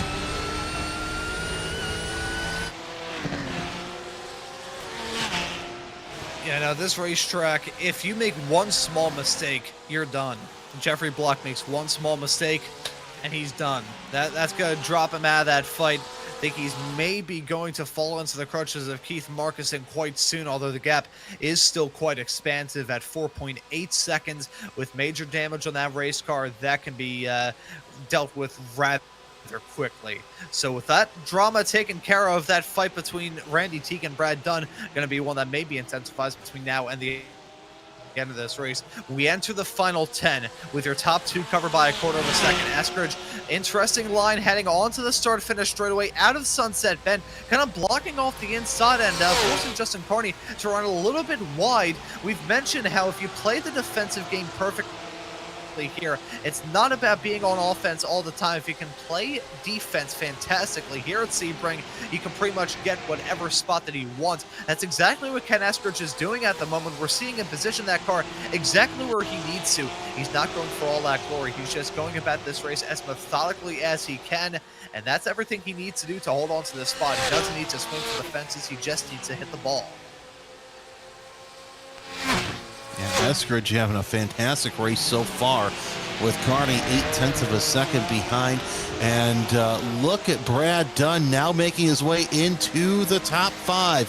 So Dunn has worked his way up to 5th. He's still a little bit further away, and I think with the amount of time that we have left in this race, 5th may be as high as the pole sitter can get. So absolute fantastic run, salvaging what could have been a disastrous finish as Block has found the pits and he is back underway. So it was literally a 1.3 second stop, a fast repair. Yeah, so fast repair done and dusted, but either way, the trundle through the pit's going to pretty much be unrecoverable with only 8.5 minutes left to go on the clock. Getting into crunch time, I believe this time by we are going to be with 4 laps left to go here in round number 3 of the PCA Challenge class here on RaceSpotTV. Delighted to have all of you tuning into this broadcast. As always, if you are enjoying the show, hit that subscribe button and the notification bell so you never miss out on the PCA action here on RaceSpotTV or any of the action that we've got for you week in and week out, day in and day out. Kenneth Eskridge is still holding on to P1 as we look at Brad Dunn. He's gotten the move done on Randy Teague. We were thinking that the battle was going to get intense. However, it has cooled off because of some chicanery going on there. I'll have to load up a replay to figure out exactly how everything shook out. But Dunn, after starting this race backwards, looks like he's going to finish with the top 5, which is a very rousing recovery drive. Oh yeah, definitely is. As Gallius doing his best to hold off Messer, the very fast number 56. Of course, they're probably smart enough to work with one another so they can get up to Marcuson, who is in 7th place, for just to go up at least one more spot for each of them. But as they work their way through Sunset Bend, Marcuson able to open up that gap just a little bit more. And your instant spectator, Patrick O'Guire, in that 10th spot. So things have settled down, but like we said, about 3-4 laps left to go in this race. And I think we might see a little bit of spiciness here near the end. Yeah, so it is going to get quite spicy. Everybody trying to bring it to the end. Now we're getting into the point where everybody has to bring up their best stuff, bring out their best. Bring out the big guns, I think, is probably the best way that we could sum it up now. Les Carmichael making a stop into pit lane in his own right by himself. That's interesting. Not sure exactly what the deal is for him, but still looking at Keith Marcuson, Robert Galis, and Vernon Messer keeping their own end of the fight going with Patrick Aguirre maybe going to stick his nose in it soon. Here's Joe Birkenstock in the 670 car, the Lego machines. Spinning around through turn number 1, the bumps through 1 at Sebring strike once more. Birkenstock does, and boom. Oh, that was a bit of a hit. Either way, here comes Messier looking to the inside once again, not going to make anything happen. They've caught up on Marcuson, and there's Jeffrey. Blocks hit into the wall as he makes his way around once again. So that nose pushed in just a little bit more once again. At least it's not a corner that's kind of tilted.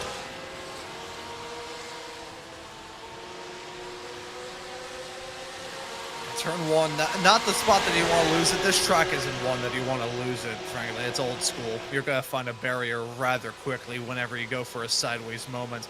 Looking at Galus, maybe thinking about a move on Marcuson. Side-by-side fighting was something that we've seen already in this race through Sunset Bend. That's something we are going to see as Vernon Messer going to take the run and go for the move side-by-side as they come across the line. Messer stalling out the momentum, and he's now going to lose out on a spot, but potentially to Patrick Aguirre as that fight has developed. The other fight is going on with Brad Dunn and Bailey James Schomer. This is for 4th and 5th right now, and Brad Dunn just got that move done as Aguirre will, oh no, he's going to give the bump to Vernon Messer. The side-by-side fighting into turn number 3 does not end well for those two, as John Kaplan now going to get involved in this fight. I think he'll get the move done on Aguirre, who just ran wide through 5.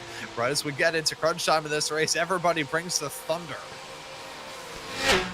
Kaplan, who had his issues working his way up to 11th, pretty good recovery out of him as we take a look at that replay as Messer dives deep to the inside, gets a bump, and yeah, Aguirre doing all he can to make sure he doesn't damage that radiator. You don't want any sort of issue there because those temperatures will skyrocket pretty quick as Messer taking the trying to think of a good way to describe this color.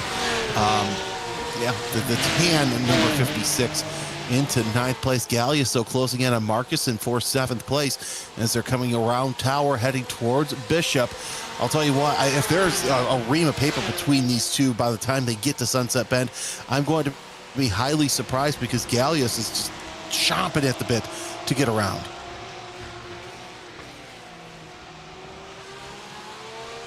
And we talked about the mental side of things with these racers, probably feeling a little bit tired and just waiting to get to the end. That kind of plays into the effect of drivers potentially seeing the red mist very easily.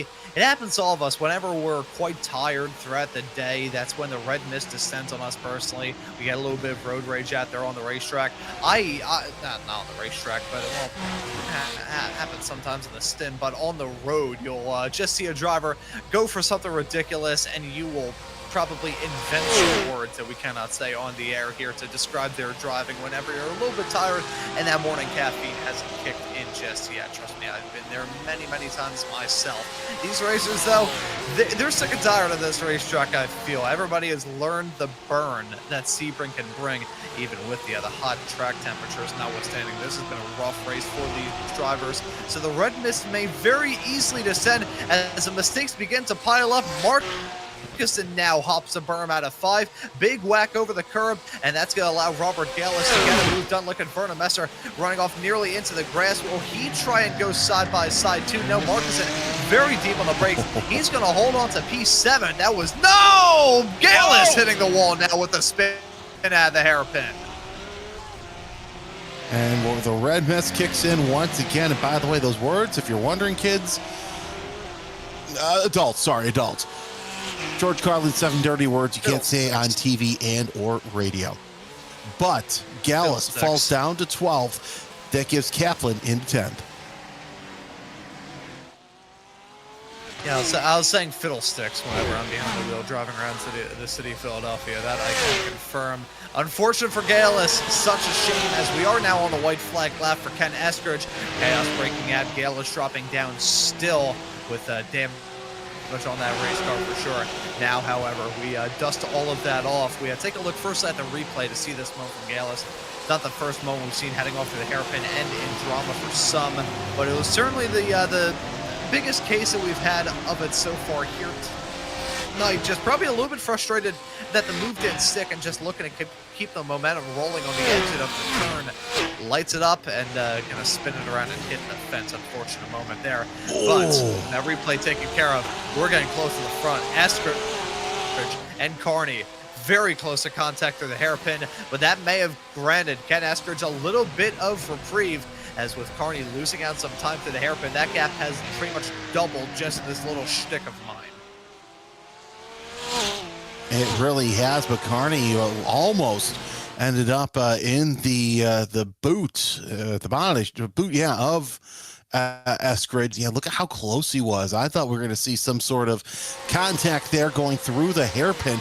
So Eskridge has lost all the momentum that he needed, though. I think I saw a lap car up at the front.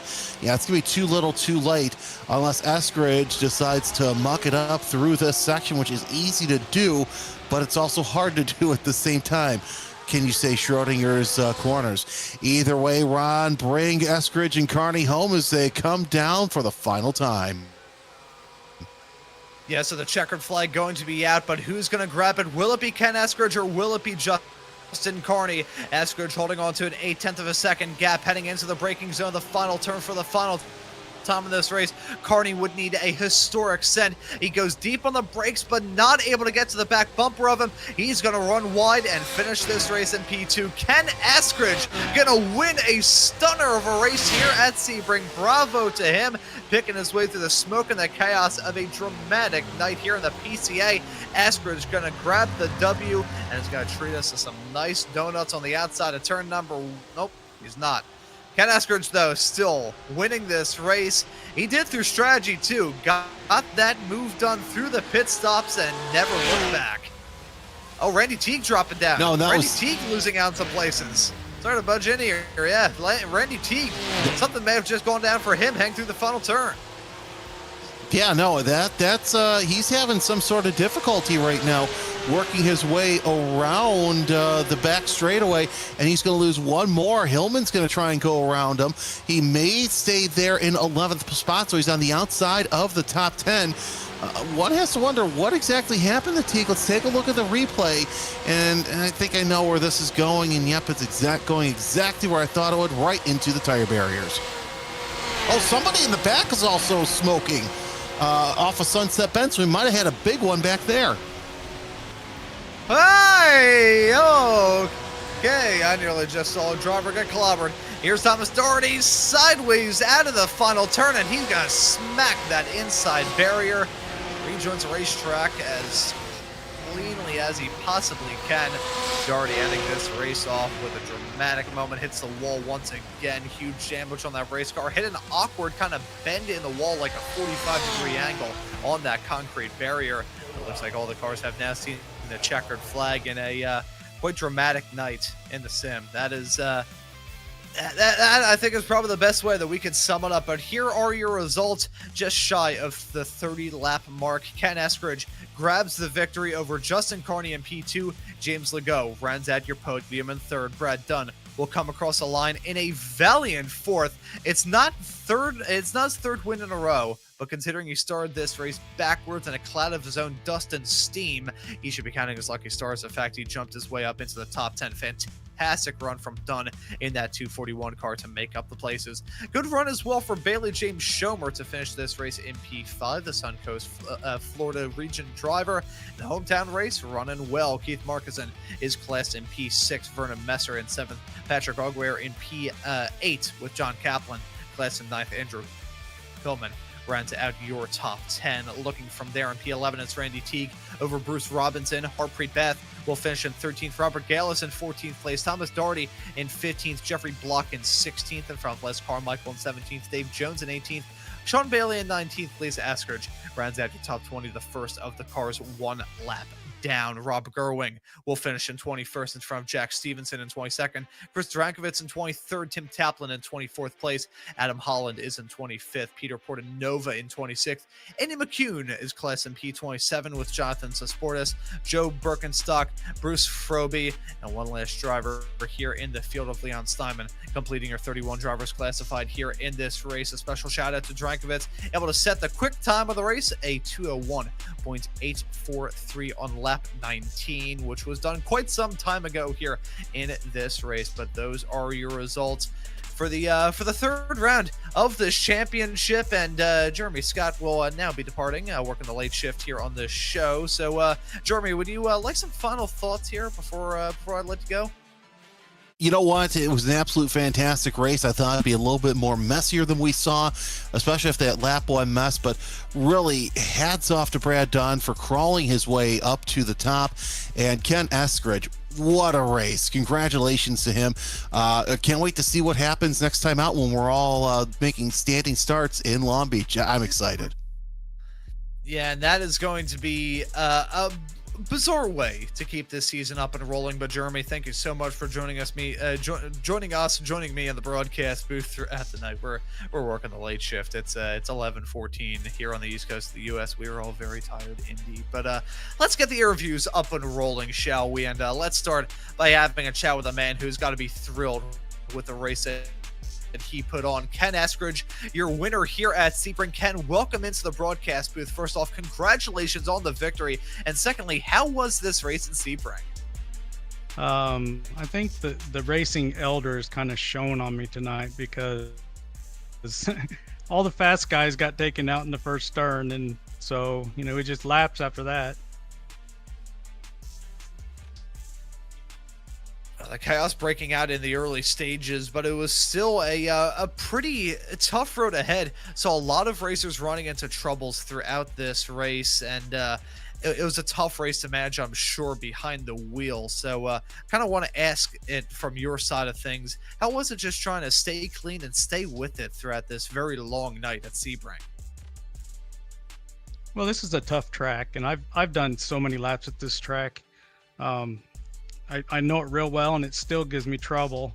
And I think that's, I'm not really as fast, especially Justin. I couldn't keep up with him, and I figured after I jumped him in the pits that he was going to just catch me. But yeah, he said he had his tires were giving out, so that's why I was able to stay in front of him. Well, either way, a slice of a victory is a victory. I'm sure you've got to be elated with that. Oh yeah, I love the victory. I didn't even know where to go to do the interview, so I wasn't expecting it.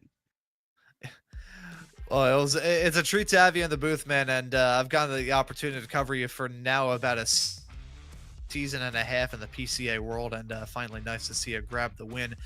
Next time out, though, we're going to be running at Long Beach, and usually I just ask what your general thoughts are on the race, but I want to ask about one specific thing. A standing start for the next round of the season, that's going to throw a big wrench into the works, won't it? Yeah, we'll just have to practice it. I like standing starts, especially in Long Beach, because doing the pace lap through that hairpin is kind of crazy, but I think I'm going to miss that race anyway because I'll be down in Florida doing the launch. Well, on the plus side, if you are not here for the next round of the championship, that'll just mean that you go about a month without being undefeated here in this series. So, Ken, that's a pretty nice little consolation prize to hear, but still a fantastic win for you in Sebring here for round number 3. And as usual, we will let you give any thank yous or shout outs before we let you go and celebrate. Oh, yeah, for sure. I want to thank my wife for standing beside me ever since I started 10 seasons ago, and then she joined because it looked like fun to her. And we've had a lot of family and medical problems here in the past year, and she stood right there, and she stands strong with the whole family. So without her, we couldn't make it. Yeah, it's always a treat to see you and her out there on the racetrack. That's something I haven't really gotten the opportunity to cover in my broadcasting career before, but it's always awesome to see. But Ken, thank you for joining us in the booth. Congratulations on the win, and we'll see you either next time out at Long Beach. If not, we'll see you for round number 5 of the season at Alton Park. Okay, thank you. Appreciate it. And that right there was Ken Eskridge, your race winner at the end of tonight's race. And we'll keep the interviews going, shall we, by having a chat with P2 finisher at the end of this race, Justin Carney, now joining us here in the booth. Justin, welcome in. P2 for you at the end of the race, but still a very good result indeed. How was it out there? It was a lot of fun. It was a little weird with the false start on the race attempt number 1, but then once we got going, luckily got a quali in at the same starting P3. I feel bad for Brad and Leon in front of me. Hopefully I didn't tap him. I know I was real close, and I think it was chaos behind, but then Ken and I were just kind of pacing each other, seeing how it went, and somehow he did the overcut on the pit, and then I was just traded places. Yeah, and I said this in the interview with Ken a few moments ago, and I'll say it once more. That looked like a very difficult race to manage. Certainly, the tone was set with the second start of the night, the chaos breaking out, heading out of turn number 1. How did you find this combination? It's a match made in heaven with GT3s at Sebring, but it's still a very tough duo to try and nail down. Yeah, I mean, I just joined PCA a couple months ago and just started driving the GT3 after a long break in iRacing last month. Previously, I did the GT4s, after the BRZ, after the Miata. So it's a different animal, but it's a whole lot of fun. Looking forward to the next tracks coming up. But I think I just put into seat time and figured out how to stay out of the ABS, and that was really my biggest struggle here is staying out of the ABS, letting it do its thing, and getting it turned in. And as somebody who usually races open wheelers on iRacing, having ABS in a car is always tricky to try and nail down when I decide to swap out the open wheel for some sports cars. But Justin, I want to ask you about the next round of the championship, Long Beach in 2 weeks' time. I want to ask you about your thoughts heading off into that race and your thoughts on the standing start that will be implemented for that round as well. Yeah, I'm looking forward to it. That was in the officials for the GT4. Carnage as expected with the rolling start, but I think the standing start should be interesting. Looking forward to that one. It's tight, not very forgiving, and if you can stay clean and consistent, you'll be rewarded. So it's hopefully it's a good racing like it was tonight. Looking forward to it. Yeah, we've had a streak of good races to get the season up and rolling, and hoping that Long Beach will continue on the same. But Justin, thank you so much for joining us here in the booth, and we'll let you give any thank yous or shout outs before we let you go and celebrate the P2. Yeah, thank to my family for giving me the time to practice, and my friends for getting me to sign up and get back into it. Looking forward to making some friends and hopefully no enemies and keeping it clean, and we all improve and go really fast, race these pixels together. So looking forward. Thanks for the broadcast team. Kind of doing duty and a half, almost double duty tonight. So we'll let everybody get wrapped up and see you guys next week, 2 weeks. Yeah, we will see you for the next round of the championship, Justin. Thank you for joining us in the booth, and we'll see you there in Long Beach. Thanks. Good night. And that right there was Justin Carney, our P2 finisher here at the end of tonight. And we will wrap up the interviews by having a chat with James Legault, our P3 finisher at the end of the night. James, thank you for joining us in the booth. P3 for you at the end of this race here at Sebring. How was it out there? Well, I ran a fairly lonely race after the first few laps. And I feel bad for the guys that, because we had to restart the race, I feel bad for the guys that had misfortune in the second race because, well, I certainly benefited from it. That's for sure. I wanted to say, this is the Olympics time, and do you believe in miracles? Because I'm not usually that far up.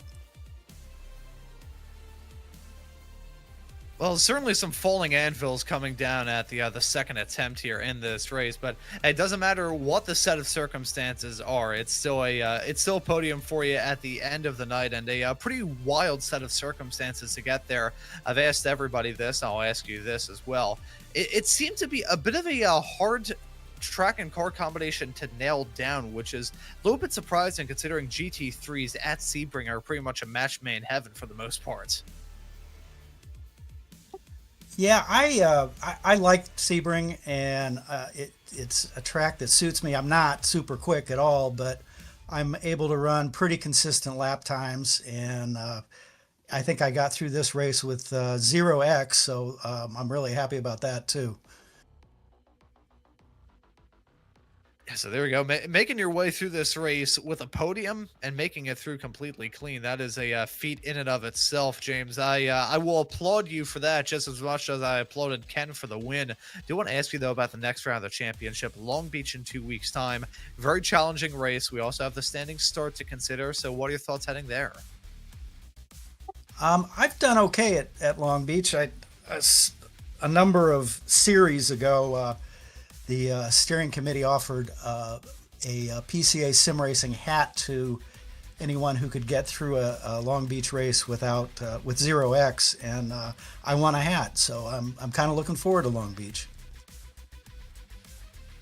Yeah, I'm sure you're going to have a good run there as well, as long as you can keep it out of the fountain. From what I've heard, the aquarium crew that manage that fountain not only smack you with a pretty heavy fine if you run over one of the flowers, they apparently grab one of the fish from the aquarium and smack you in the face with it. I've heard that in the past, so that is not the ideal way that Long Beach can go. But James, well, I'd like to give any thank yous or shout outs before we let you go and get some practice in for Long Beach.